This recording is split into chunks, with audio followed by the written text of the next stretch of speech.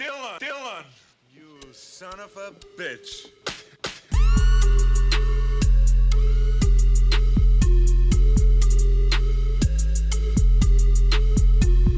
Yo, it's Dylan, and I'm back with my weekly pickups video. Now, if you're new to my channel, this is basically where I talk about what I picked up for New Comic Book Day at my local comic book shop.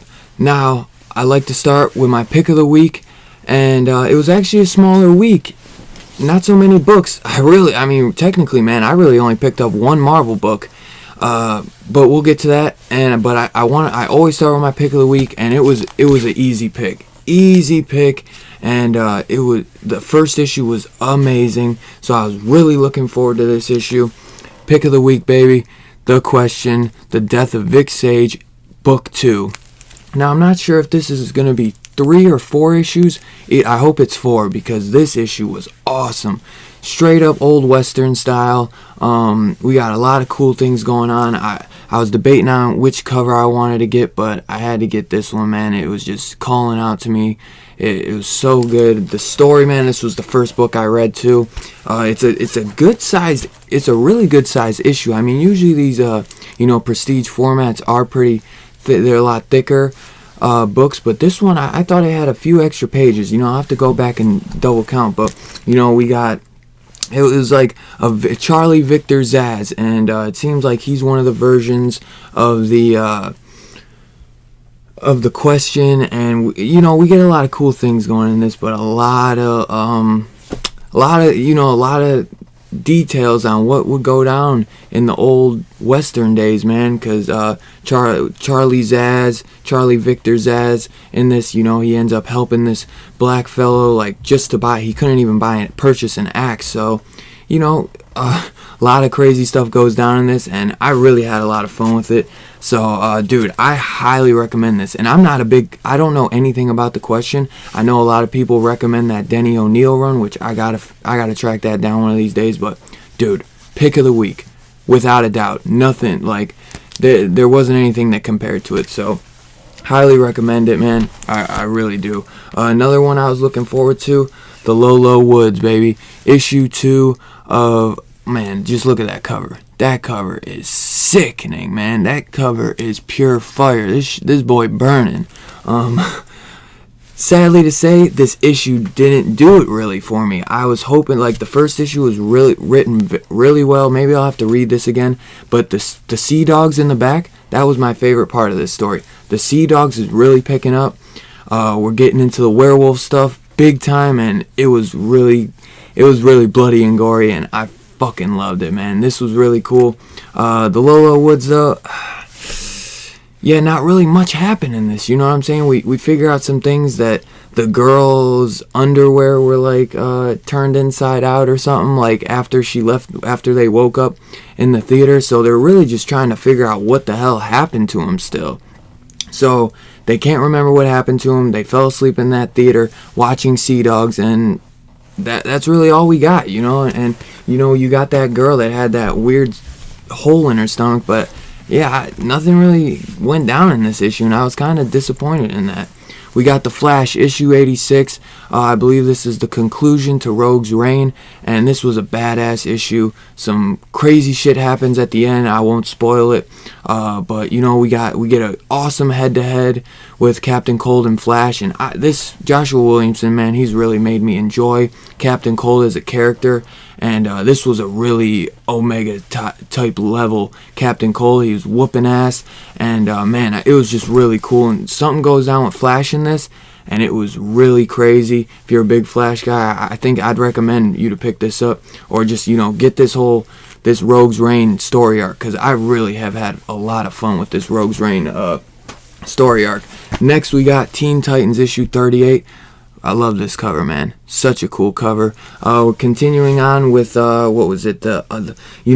Damian's destiny of the other, becoming the other, and he's giving him some options, man, and they're kind of intriguing Damian in a way. But is he gonna want to join the other, or is he gonna back up and take care of his friends? I think he chose the right decision. But man, it was like it was 50-50. I was like, dude, he might pull one, man. Like, I don't know what was gonna happen. It was a really good story though. Last issue I didn't care for as much. I know my boy Perry Comics, he agreed with me on that. We were talking about that for a couple weeks, but I think this issue was was better. I think it was better. It still wasn't as good as some of the other story arcs, but it was better. It was definitely better than the last issue in my opinion. We got HeMan and the Masters of the Universe of He-Man and the Masters of the Multiverse, I'm sorry, issue 3 of 6. This story, man, it's been a little all over the place because it's that, Heroes in Crisis meets He-Man and the Masters of the Universe. I've been enjoying it. It's more fun. If you're a He-Man fan, this is just pure adulterated fun. And these covers have been absolutely awesome. It was cool though. I look forward to it. I'll be picking up all those issues. Next we got Aquaman issue 56. I mean, can you guys see? Big week for DC. For once, we got no Marvel books. This is kind of like a one-shot, I think. Maybe because Kyle Higgins is on this issue, writing this issue, not Kelly Sue DeConnick. This is more of like a kind of a past story, kind of taking place maybe like 8 months before the stuff that's going down right now. It might be a little bit longer. Kind of more when Mera and Aquaman were kind of proposing to get married, and we get a little scene with like Batman and them and Aquaman and Mera all partying, and then there's this discussion about can Mera and Aquaman ever maybe have a baby in the future and raise a family, or is them always saving people and having to be the hero, is that gonna have an effect? So dude, it was really awesome to see the Trench in this issue. Dude, the Trench is absolutely batshit crazy. I love it. One of my favorite Aquaman runs is Jeff Johns' run, so it was a cool read. Quick read, but I had fun with it, and I'd like to see Kyle Higgins come back and do another like Trench issue or something, but I don't think they'll do that. I don't know if I think this was more just a one shot for Kyle Higgins, and Kelly Sue DeConnick took a little break, but it was a cool issue. I had fun with it. Issue 12 of 12 of this awesome maxi series, Freedom Fighters, wrapping everything up. The word. What was it? Shoot, I'm trying to think. The Uncle Sam is back and he's powered up and he's whooping ass in this. He's fucking kicking ass and taking names, baby. This was a really fun issue though. All these issues, man, I've had a lot of fun. They've been quicker reads. They're not one of those books where it's like really dense. These books have just been pure fun, and if you're into that World War II type stuff like I am, this was just a really fun book to read. And yeah, man, this issue 12 I had fun with it. I thought it ended perfectly. I thought it wrapped up good. I would have liked the ending to like get a little bit more of the ending. If you're reading this, you'll know what I'm talking about in the ending. I would have liked to get a little bit more, just a little bit more of the details of that motherfucker. You know what I'm saying? But it was a good read. I'm glad it's over. But you know what I'm saying? I can't wait to actually read 1 to 12 all together, because that was a fun read. So it was really fun. Next, we're getting into some of those dollar comics, baby. I might have to snag up one more of these. I might have to call the shop and see if I can get one more of these, because this is just absolutely awesome. I love this first appearance, Harley Quinn, Batman Adventures, issue 12. Man, that cover is just awesome. And this is an awesome book, so there's no way I was passing up on this.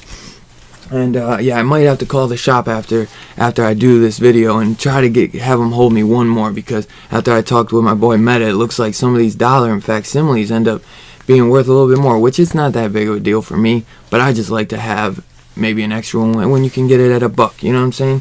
I passed up on the Spider-Woman one, but I had to get the Mandarin Marvel True Believers.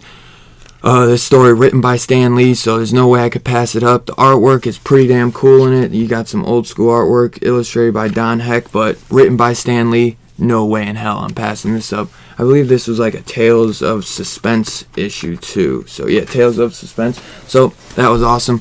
The big Marvel book right here. Not even a monthly book or anything, but we got the facsimile of Incredible Hulk issue 180, baby. Dude, I looked in the back of this, and there's only one page of Wolverine. I swear when we were talking on the live stream, there was 2 panels.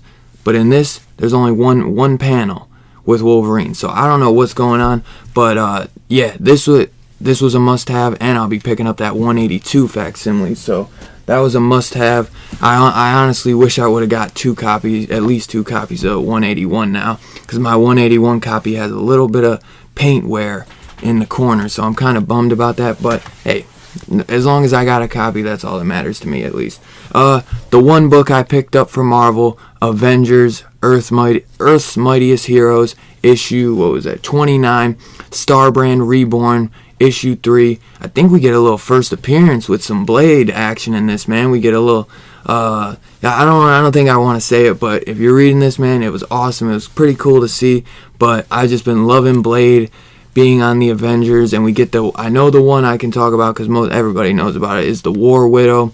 Get Black Widow in a War Machine suit. It's more of a suit created specifically for her by Tony Stark. So the War Widow suit is absolutely fucking awesome. So this was a really fun issue, as Avengers has been, man. I've really been enjoying the Starbrand Reborn story arc.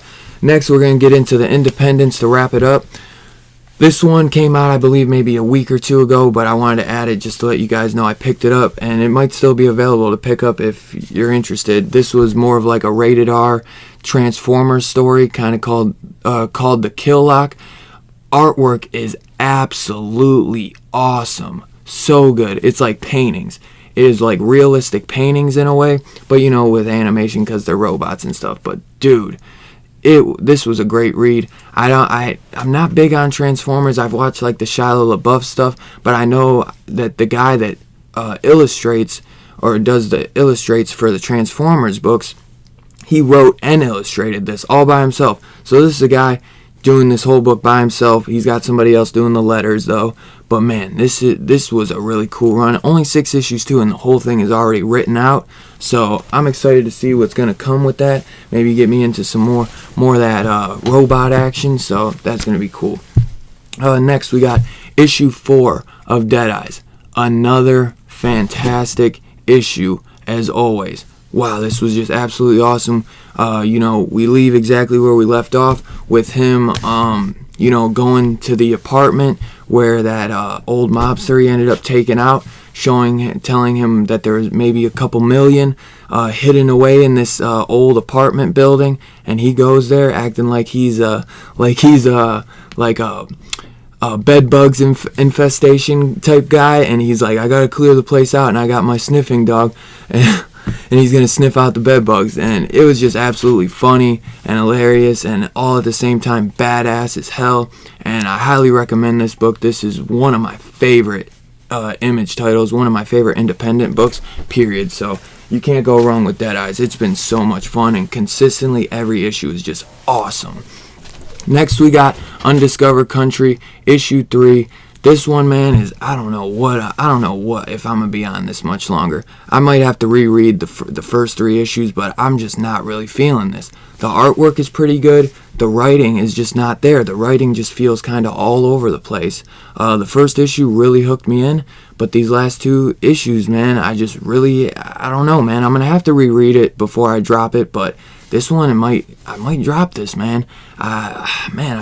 Me and Perry were talking about it, and I was trying to give this one a shot, but I'm just not feeling it, man. A lot of this stuff, man, I just didn't understand what the hell was going on, man. It's a lot of back and forth with characters. I have no clue who the hell they are, so it's like I need a little character growth, and then we can go to that back and forth. But maybe that's just me, man. Maybe I gotta reread it one more time, and we'll see. But if you like it, you like it. But I'm gonna definitely have to reread that and see what's up. Spawn, issue 304. Now, I don't know if there's actually a first appearance in this. The story was really awesome. We get some of that medieval Spawn in this, and I think they're calling him the Redeemer. I believe he's called the Redeemer, and he has a human form, and then he has like a medieval Spawn looking form, and he looks just absolutely fucking badass. It was a really cool issue.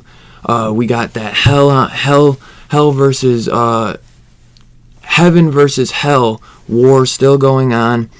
And you know what I'm saying? It's been a pretty decent story. It hasn't been the greatest thing ever, but it's been a fun story. And if you're a Spawn fan, it's one to keep picking up, I think. So yeah. And you can't go wrong. Jason Sean Alexander doing some great art on that. Last but definitely not least, Second Coming. What was this? Issue 6. So I don't know. This might be an ending story arc. Possibly. I don't know how Ahoy Comics does their trades. But interesting about this is that there's a little sneak peek on an upcoming new Mark Russell story coming out of Ahoy Comics called Billionaire Island. And I read the previews, and I think I'll probably be picking this Billionaire Island up because I have been loving what Mark Russell has been doing with this Second Coming story. It's been so fun. It's been so funny in places that shouldn't work, but they just do, man. And he's been doing a great job. You know, Satan is trying to pull the strings and pull some sneaky shit as always. But you know. Oh man, this was cool. And you see, we get more of Sunstar having like his little kryptonite thing, but it's not kryptonite. It's called something else. It's called like what was it, Solanite, and we get a lot of cool things, man. And it's like this story has just been so fun. The back and forth from like what was it? It's like they cut back and forth from like today to like Jerusalem. 2,000 years ago when Jesus first made his appearance on Earth. Man, this has just been so much fun, and I highly recommend it. You would think this book should go down in ruins horribly and badly, but this book has just been so much fun, and it has been awesome.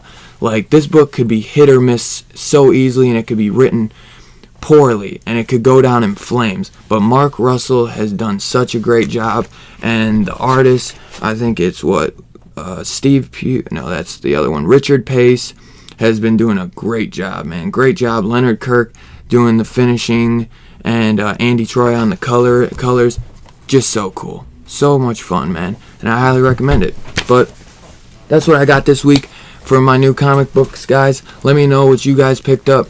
It was a real small week for Marvel, as you can see. Literally like one book, two, I guess, if you count the facsimile. But it was a big week for DC, and I got a few indie titles, which was cool. So I'm trying to maybe space out some of these Marvel, DC books, and I'm trying to get into some more independence. But yeah, man, it was a great week. Let me know what you picked up down below, and I hope you guys have a great new comic book day, and I'll catch you on the next one. If you guys wouldn't mind hitting that like button, hitting that subscribe, hitting that bell notification, and I'll catch you on the next one. Peace out.